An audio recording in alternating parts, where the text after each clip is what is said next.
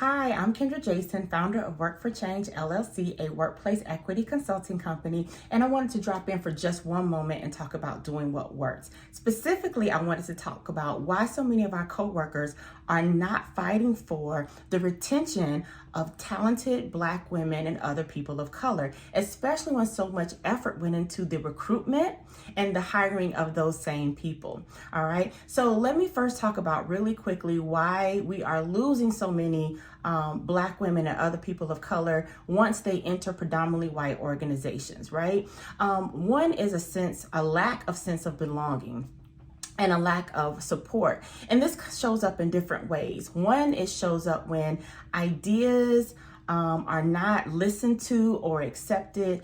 It also comes in the form of a lack of interest and collaboration and team building and working on research projects and working on community-based projects.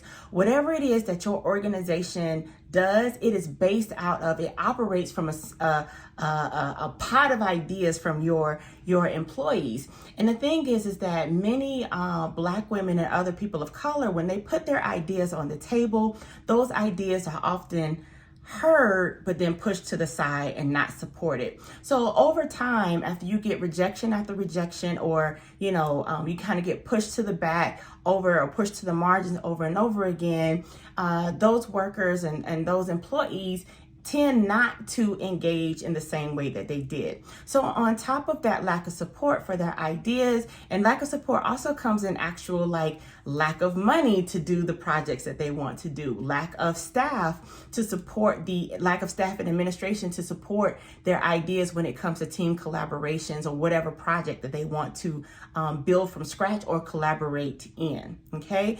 And so you have a lack of sense of belonging, you have a lack of support, and then you also have other things such as racial and gendered microaggressions that go on. Some of these are class-based, but some of them are purely just based in your basic racialized tones, the way people are talked to, and the way people are perceived, and how they get interacted with, if you will, engaged, right? Now, why don't we have coworkers, especially white coworkers, especially white men, that don't invest in the retention of these workers, even when those same white men put a lot of effort into the recruitment into those positions? The reason that is because when we lose Black women and other people of color in an organization, it is inconsequential for white colleagues. And what I mean by this is that often when I say lack of sense of belonging and lack of support, those Black women and other people of color are not introduced into working teams with their white colleagues, with senior mentors, with older established women in the organization who can mentor them or build them on their teams, on their projects, on their whatever your organization does, if it's a service or a project. And so when we have Black women and other people of color who don't feel supported, number one, they don't have a mentor or a senior person in the organization that they can talk to and advocate for them on their behalf. And so when they choose to leave, the people who suffer, if you will, who are left at the organization, are other women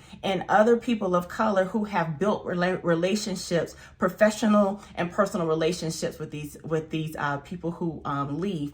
In most cases, these relationships are not deep, and the professional relationships are not built between white men, senior women, and your people of color who come in order to do the work. So in short, the reason why our colleagues, especially our white colleagues, our senior colleagues, some white men, white women, are not invested in the retention of Black women and people of color is because it is inconsequential to their work. It is inconsequential to their daily experience, which is not the case for other people of color and women who have built relationships and professional partnerships with these workers. So again, that is doing what works. You can reach me at changeLLC.com, and we can talk more about how I can help you assess and think about these things in your own organization.